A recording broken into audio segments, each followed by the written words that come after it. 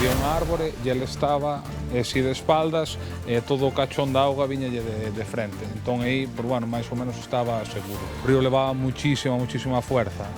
Entón hai que ter moito cuidado porque ten moita forza e podía aparecer incluso noutro concello rapaz se chega a ver hervarado. Facía bastante frío e encima na auga ainda hai moito máis frío, entón, pues eso, a mellor problemática, cuanto máis tempo se alongaba o rescate, digamos, pois podría haber algún problema de frío.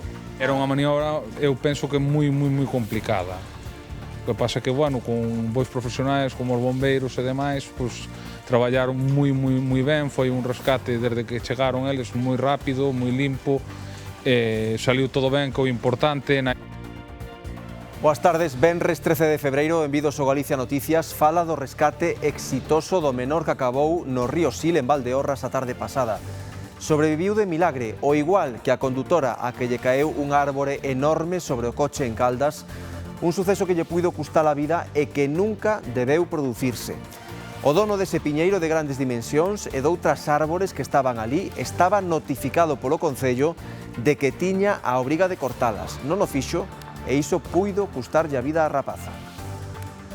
Estaba pegado a unha carretera, polo cual xa non debería estar aí, e outra que ademais estaba dentro dunha franxa de seguridade, que polo tema da lei de montes e incendios, xa fora requerido que toda esa parcela tiña que estar traballada, limpia e sin eses árboles.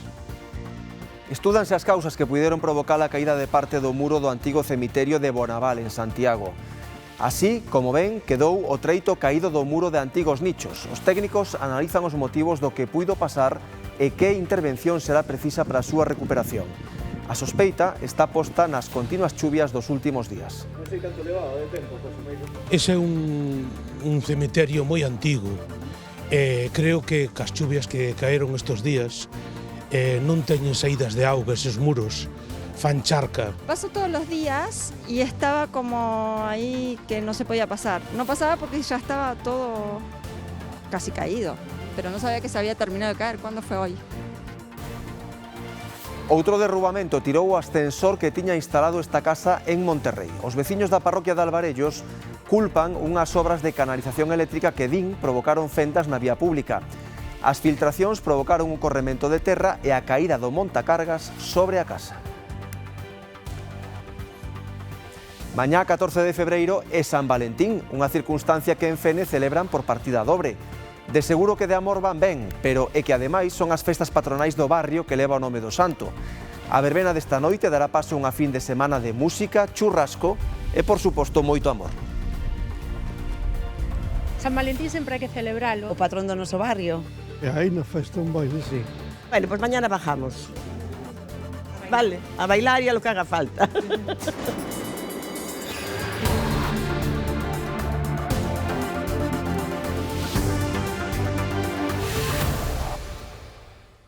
Xiro no caso do crime de Judith, a prostituta de Vigo que apareceu asasinada no polígono das Gándaras hai 2 anos. A xuíza decidiu arquivar o caso, pero, ollo, a investigación non queda pechada. Hai orde de identificar 2 homes dos que apareceu ADN nas unllas da muller e no pano co que a esganaron. No seu momento, houbo un investigado que quedou en liberdade. Di a xuíza que non hai indicios suficientes contra el. O caso reabrirase cando se identifiquen eses outros 2 homes dos que tamén apareceron restos no cadáver da muller que tiña daquela 37 anos. Seguimos pendentes de novidades sobre o bateeiro afundido na Arousa. De momento non foi posible baixar a inspeccionalo polas condicións do mar e tampouco é unha prioridade refrotalo, segundo a Capitanía Marítima. O interese agora é avanzar na investigación e confirmar a orixe e o destino dese combustible e dos víveres que apareceron no barco. A principal hipótese é que esa mercadoría era para a viaxe de volta dun narco submarino que xa tería descargado cocaína. A única nova positiva é que se evitou unha catástrofe ambiental na ría. A dilixencia dos axentes das Forzas da Orde en Monforte permitiu destapar unha trama nacional de roubo de coches de alugueiro. A investigación comezou cando uns policías locais detectaron un coche con sinais de ter as placas de matrícula falsas. A Policía Xudicial da Comisaría de Monforte comprobou que se trataba dun vehículo alugado en Málaga sobre o que figuraba unha denuncia por apropiación indebida. Estas dilixencias permitiron que Audico detivera 2 persoas en Granada e recuperase 10 vehículos roubados. O modus operandi desta banda era alugar coches que logo non devolvía e que poñía á venda en internet a prezos moi baixos. A sucesión de temporais aumenta a presenza de elementos de grandes dimensións aboiando no mar que supoñen un serio perigo para a navegación. Dende os servizos de emerxencias inciden na importancia de alertar cando se detecten troncos, restos de bateas ou bidóns á deriva para evitar accidentes. O buque Irmáns García Nodal do Servizo de Gardacostas da Xunta remolcaba hai uns días un flotador de grandes dimensións que os temporais arrincaron de algunha batea na ría da Arousa. A presenza de obxectos de gran tamaño aboiando no mar aumenta coa sucesión de temporais e supoñen un serio risco para a navegación. Todo canto ande flotando polo mar, todo é peligroso, desde cabos, desde pedras, desde trozos de batea, trozos de barcos vellos que están nas playas. Con todas estas borrascas, grandes temporais, pois non soamente as bateas que están en mal estado, senón tamén as que están en boas condicións, pois a forza do mar arranca con parte das estructuras. Son un peligro porque, ademais, con mala visibilidade, pois case sempre non se ven, os radares non os detectan. O mar acaba expulsando ás praias moitos destes elementos. O problema é que se non se limpan os areais, eses restos volven ao mar. E van parar á playa e se non se sacan ao final da playa sí que ven o mar, veñen mareas vivas outra vez, sale hasta que vai a outra playa, anda de playa en playa, ou retírase ou anda de playa en playa. As autoridades inciden na importancia de alertar de calquera incidencia deste tipo para evitar accidentes. É importantísimo difundir a información de seguridade marítima, difundir as alertas, rogamos a todos os patróns, a xente do mar, que cando ves un perigo destos, que o poñan en coñecemento dos servizos de emerxencia, por exemplo, do 112 SOS Galicia, ou ben Salvamento Marítimo, e, por suposto, Gardacostas, que estamos todos para colaborar e axudar no que podamos. A enchente dos ríos obriga a extremar a precaución, así non lo lembran cada día dende os servizos de emerxencia e non é para menos. Onte mesmo tiveron que rescatar no barco de Valdeorras un rapaz que acabou no río Sil cando intentaba recuperar un balón. Aguantou 45 minutos agarrado a unha árbore ata que puido ser rescatado. Foi contra as 7 da tarde que os servizos de emerxencia recibiron aviso. Un rapaz loitaba contra a corrente do río Sil, agarrado a unha árbore. O río estaba nese momento en alerta laranxa con case 9 metros de altura. O que se fixo foi lanzar o aro salvavidas para que o rapaz tuvera unha cobertura e unha maior seguridade, por se acaso a árbore rompía ou esvaraba el ou o que sea, mentre non chegaban os demais equipos de rescate. Había unha árbore e ele estaba así de espaldas e todo o cachón da auga viñalle de frente. Entón aí, máis ou menos estaba seguro. Non obstante, tirouselle esa línea. O rapaz xogaba ao fútbol cando outros amigos nas canchas que hai a carón do río. Non se sabe moi ben que foi o que pasou, sei que o rapaz esvarou ou entrou polo seu propio pé na auga e todo se complicou rapidamente. El disco sí, tuvo mucho riesgo, pero bueno, oye, siempre es lo que dices, es el balón, somos críos, todos fuimos niños, todos las hemos hecho y en esa edad pues igual, porque piensas que lo vas a hacer lo mejor posible, pues te metes en un pequeño lío que pudo haber sido mucho más, pero mira, quedó en un susto y es lo que importa. No rescate interviron numerosos medios, Protección Civil, o GES, a Policía Local e a Garda Civil. Tiveron que agardar a chegada dos bombeiros que estaban noutra emerxencia, pero unha vez ali uniron forzas e a operación de rescate durou apenas 10 minutos. Eu estaba aí xogando a partida nese bar e vinos que estaban xogando aquí. Ainda era un balón amarillo.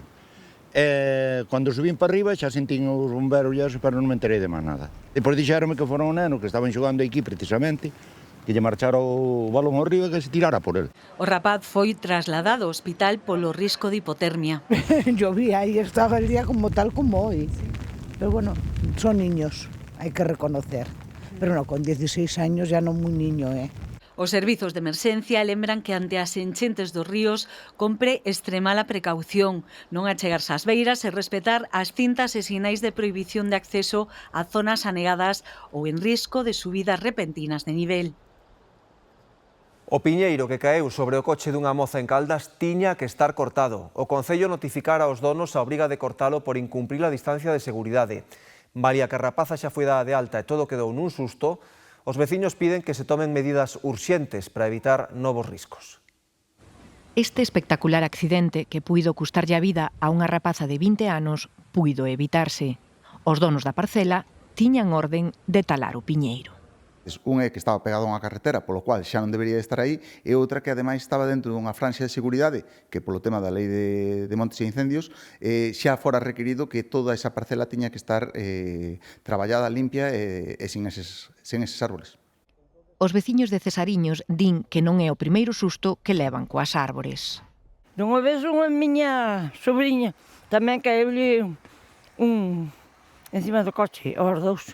Iba a un matrimonio. É unha zona totalmente encharcada, de feito se veu donde arrancou o pino porque eso a terra, ao estar unha zona toda encharcada de agua, unha balsa de agua, o que fai é unha lama, a terra non aguanta os árboles.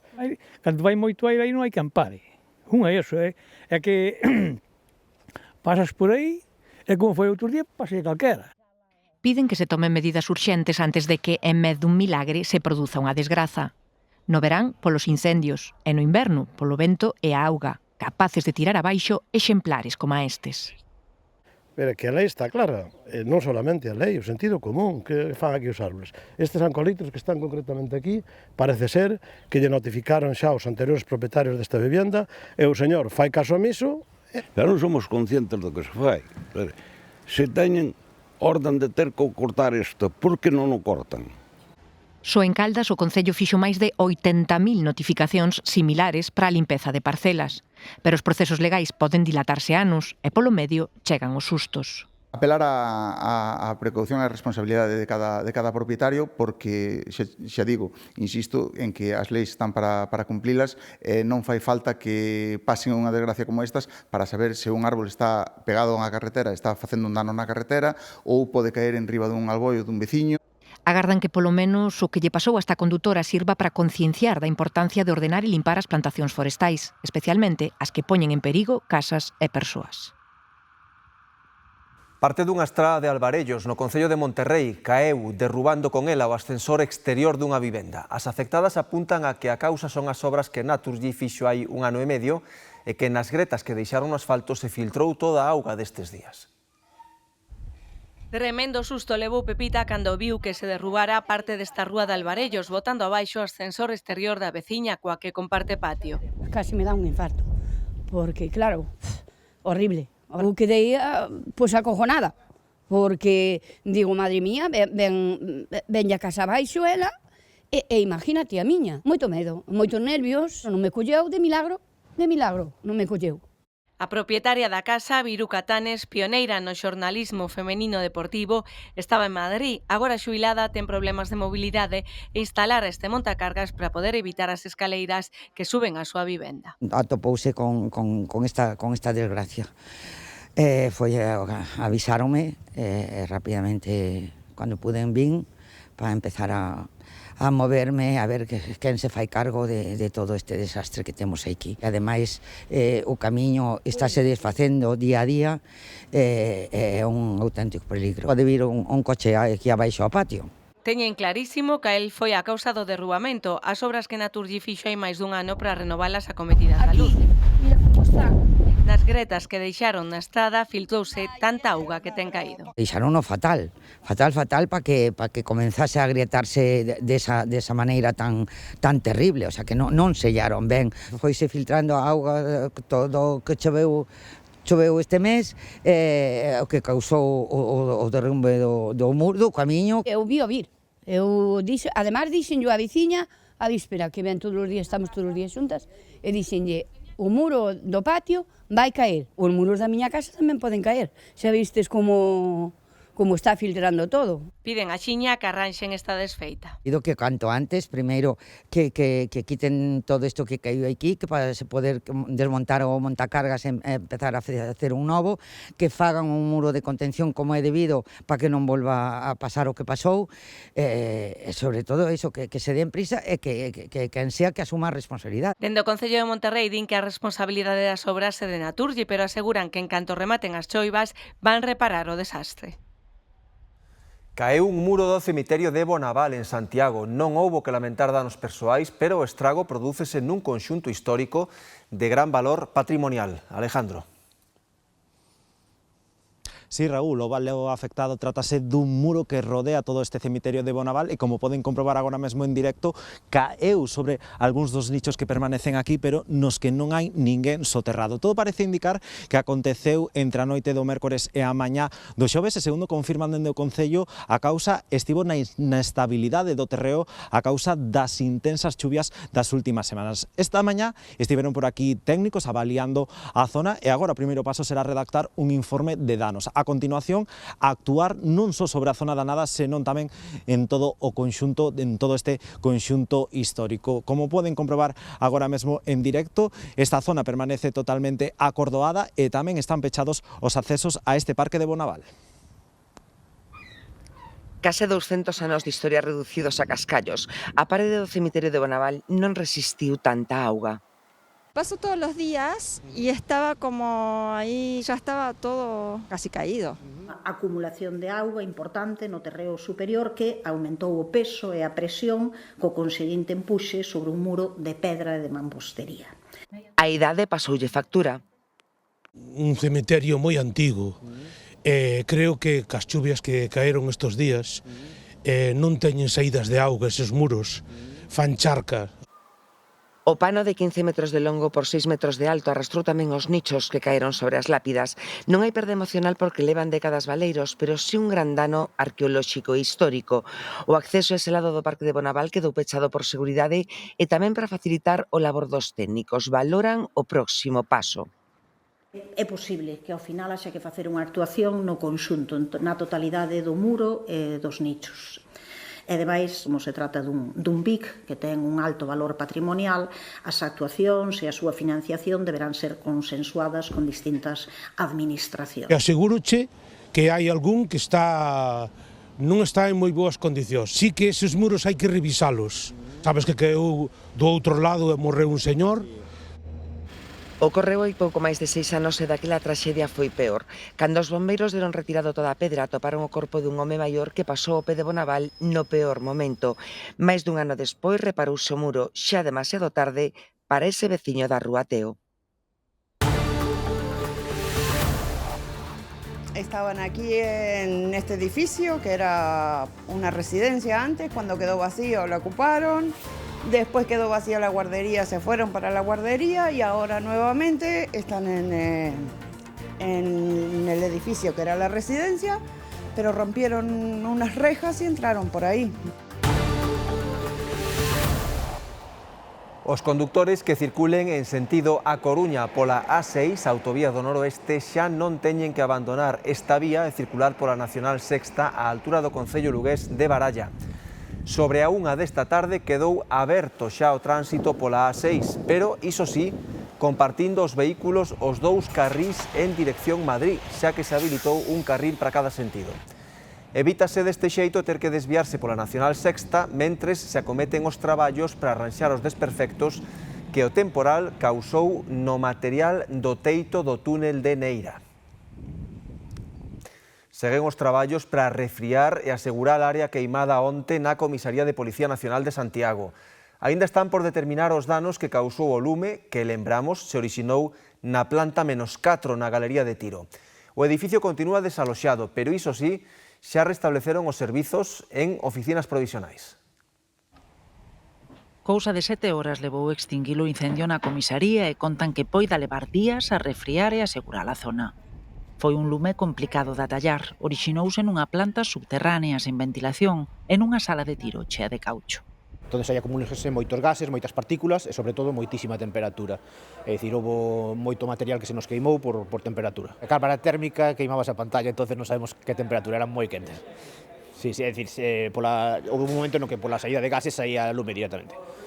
Segue alta a concentración de gases ali abaixo, así que queda traballo para asegurar a zona e poder facer un balance de danos. Estrutura, creo que solamente os forchados da terceira planta que haberá que avaliar, ter que mirar un técnico o estado desas vigas, igual teñen algún dano en algún vehículo por partículas e demais. E sí que o resto non creo que teña gran afectación. Igual a instalación de auga, causa moita temperatura e que enriqueceu moita auga e partiron varias tubeses, pero é repoñelas. Mais os danos polo fume que se estendeu por todo o edificio. A comisaría segue desaloxada ata que os técnicos avalíen os riscos, así que están de mudanza ás oficinas provisionais que habilitaron para dar servizo. No se ha interrumpido en ningún momento el servicio de atención al ciudadano.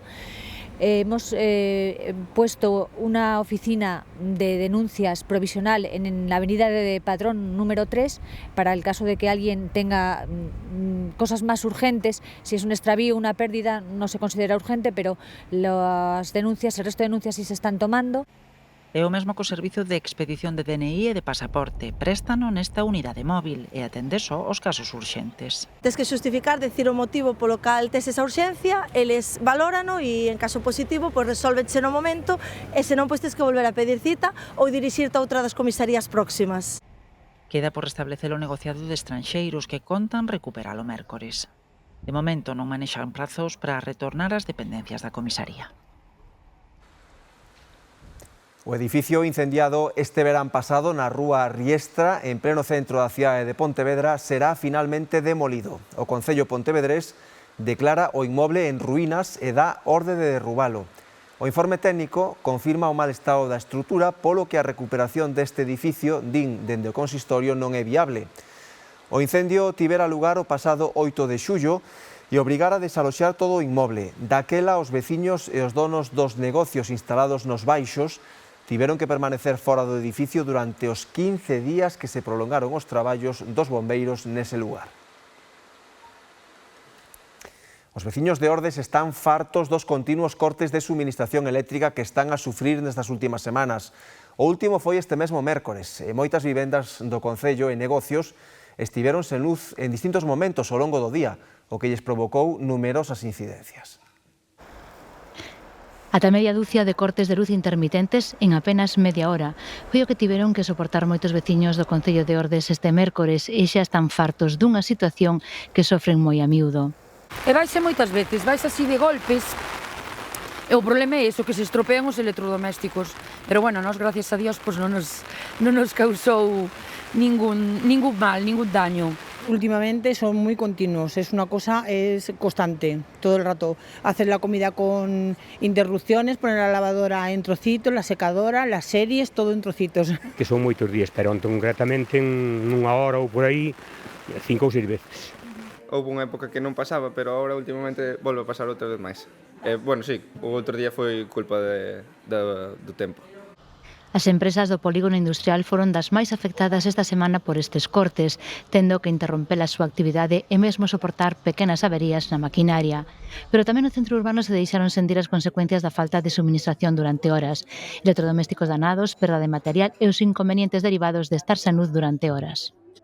Bastante frecuente, moitas veces tamén pasa polas mañáns, porque nós de repente aquí saltanos a luz, salimos aí afora e vemos que tamén os semáforos están apagados, entonces xa non podemos facer cafés, por exemplo, ou desayunos, entonces fastidienos bastante.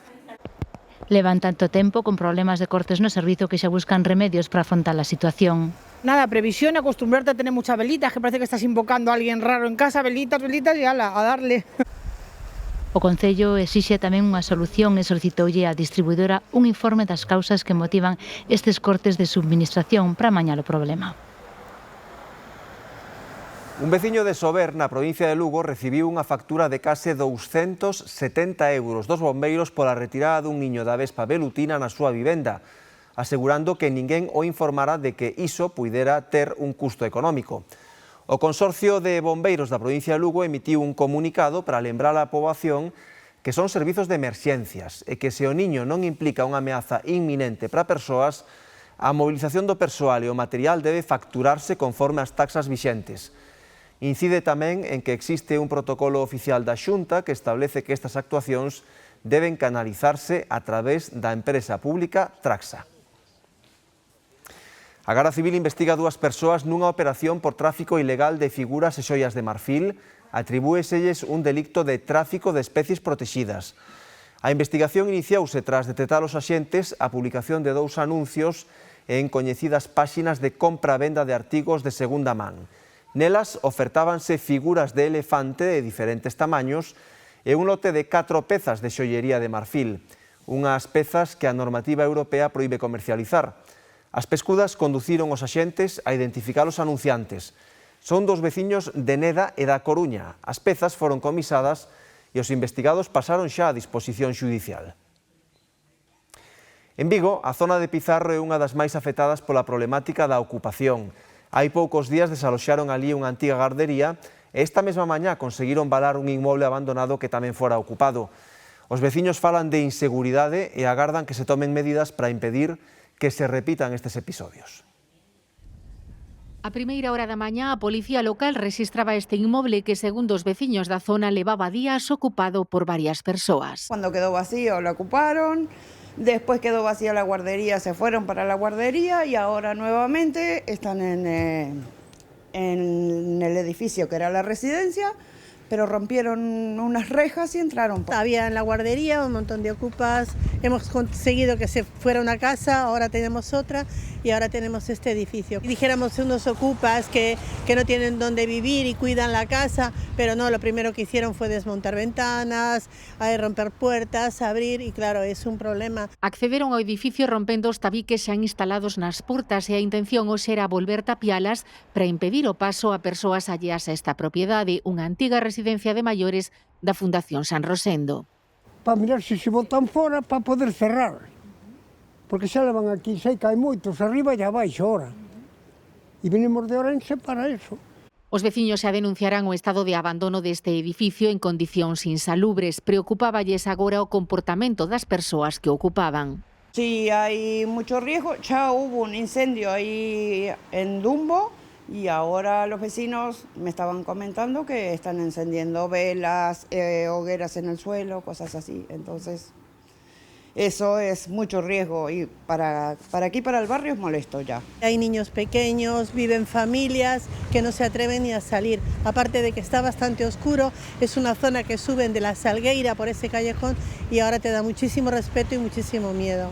Incluso los negocios, que hai tardes que estás así máis vacío e te dá miedo. Finalmente, a policía confirmou que non había ninguén no interior e procederon a avalar os lugares polos que accederan. Os veciños denuncian tamén a compravenda de droga nas inmediacións dun inmoble que agardan non volva a ser ocupado nun dos barrios máis afectados por esta problemática en Vigo.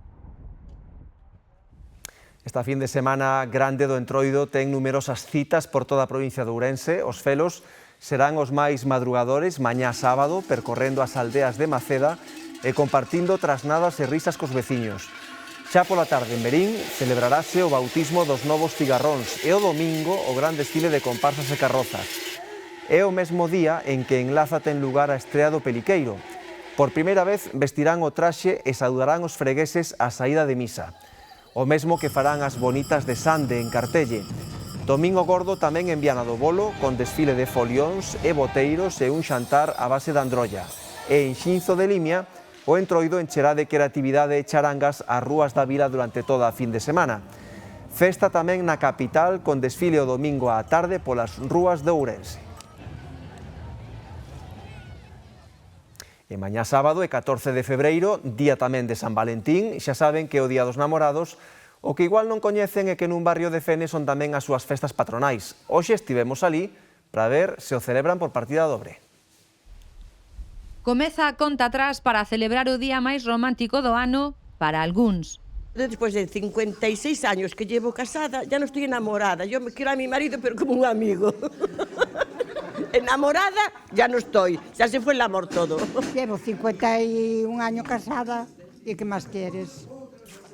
Muy enamorada, fue el primer amor. San Valentín sempre hai que celebralo. Vou a celebrar con meu amor. Estou enamorada, 3 niñas, marido, todo. É o mellor día que hai. Mas eu estou enamorado, non vexa. Vou a disfrutar ao máximo. Xa non estou enamorado, así que xa non celebro eso. O calendario quixo que o día de San Valentín coincida coas festas patronais deste barrio de Fene que leva o mesmo nome. O patrón do noso barrio. Saen os do CPS a repartir claveles roxos para vermellos para todas as mulleres. Damos xa nun envoltorio de plástico con un lazo son 250. Es un detalle para todas as mujeres. Van vir os fillos a comer, si celebro. Comprei a bolla e a parada. Si xa hai festa, verbena de noite. E despois mañá, creo que é sesión vermú. E o domingo hai unha churrascada, está o Grupo Pasión e mañá está o Grupo América. Pero, como xa escoitamos, hai quen di non estar namorado e que en vez de agasallar flores ou bombóns, intentará agasallar bailes na festa. Hai na festa un baile, sí. Bueno, pues mañana bajamos. Vale, a bailar e a lo que haga falta. A echar unhas pezas. Aquí vamos a seguir celebrando amor, pese aos incidentes do tempo, non hai problema. Pasados por agua e por vento, de todas as maneiras. Hai que celebrarlo de todas formas. Porque a estes feneses, nin o vento nin os chaparróns lles van augar a festa de San Valentín. Un incendio orixinado na cheminea causou estragos nunha casa da Veiga, en Ourense. É o último caso dunha vaga de incendios en casas particulares da provincia por este motivo. O lume iniciouse arredor das 11:30 da noite do martes na parroquia de Ponte, no concello da Veiga. Segundo a información facilitada polos servicios de emerxencia, as lapas comezaron na cheminea da vivenda e propagáronse con rapidez ata o tellado, causando danos de consideración na parte superior do inmoble. O 112 mobilizou o GES da Veiga, que logrou controlar o incendio e evitar a destrución total da vivenda. Logo, os bombeiros da rúa realizaron o arrefriamento e a revisión da estrutura. Non houbo feridos. Este suceso súmase ao ocorrido a pasada fin de semana na aldea de Castro, na Proba de Tribes, onde unha vivenda ardeu por completo tras declararse un incendio tamén na chimenea. O lume deixouse enfogar a unha parella nova e os seus 2 fillos menores. Dentro de 5 o 10 minutos no pasaría, cayó todo el tejado dentro de la casa y ahí ya no se puede salvar nada. Pedimos todo, hay que ir al médico, no tenemos tarjeta sanitaria, es que todo lo que una persona normal dice, voy a cargar el teléfono, yo no tengo cargador. Cando os bobeiros chegaron ao lugar, o tellado xa se derrubara e a casa quedara prácticamente reducida ás paredes. Días antes, en Fumaces, no concello de Ríos, outro incendio nunha vivenda deshabitada puxo en alerta aos veciños a primeira hora da mañá. Nas tivemos aquí, normal e corriente todo, marchamos, deixamos todo desenchufado, como sempre. Chamaronos esta mañá que había pasado isto. As lapas afectaron tamén a 2 casas lindeiras e unha persoa resultou ferida leve durante as tarefas de auxilio. Aínda que as causas destes lumes foron diversas e non todos tiveron a mesma orixe, varios deles iniciáronse en chemineas de uso normalmente diario nas vivendas da provincia durante o inverno. Os profesionais lembran que a limpeza anual das chemineas é fundamental para evitar a acumulación de feluxe e creosota, sustancias moi inflamables que poden prender con facilidade e provocar a rápida propagación do lume. Un mantemento periódico e revisións por parte de persoal especializado son medidas clave para reducir o risco de incendios domésticos. Paseos marítimos estragados, muros cubertos de area e plásticos devoltos polo mar. É o panorama que atopamos estes días nas praias galegas, castigadas xa normalmente no inverno, pero este ano moito máis. Na praia de Area de Bon, en Bueu, o lixo que devolveu o mar salpica todo o areal. Hai aparellos de pesca, botellas, redes, restos plásticos e ata un xabaril morto.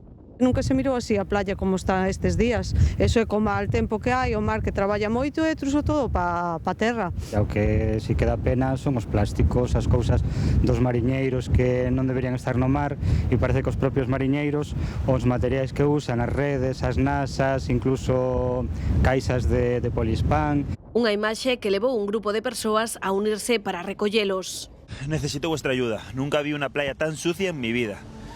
Por si podemos hacer un punto de recogida de basura de voluntarios. Este é o mellor momento para limpar os restos das praias, cando as borrascas os sacan á superficie. Se calcula que aproximadamente es un 10% de lo que hay en el océano comparado con lo que llega a la línea de costa a lo largo del tiempo. A forza do mar tamén cubriu de area parte do paseo de Samil e causou danos en varios puntos do litoral vigués.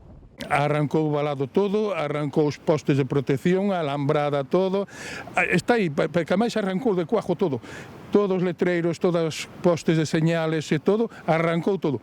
Isto non perdona, a agua sempre busca o sitio.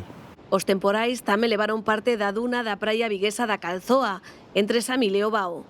Unas 6 o 7 borrascas intensas que ha coincidido en periodos de mareas vivas. Eso quiere decir que el oleaje ha llegado a la base de la duna y, bueno, pues con las borrascas sucesivas que ha sufrido, la erosión ha arrastrado aproximadamente pues, la mitad de la superficie de la duna posiblemente. El talud que ha dejado ha sido de varios metros. Considera ya las dunas como elementos de protección costera, de defensa, de la primera línea de defensa ante el ascenso del nivel del mar y la intensidad de los oleajes y de las tormentas que cada vez son más fuertes por el calentamiento global. Uns estragos que se suman aos que se viviron no paseo de Panxón en Praia América, en Nigrán, e que non se poderán reparar ata que non cesen os temporais.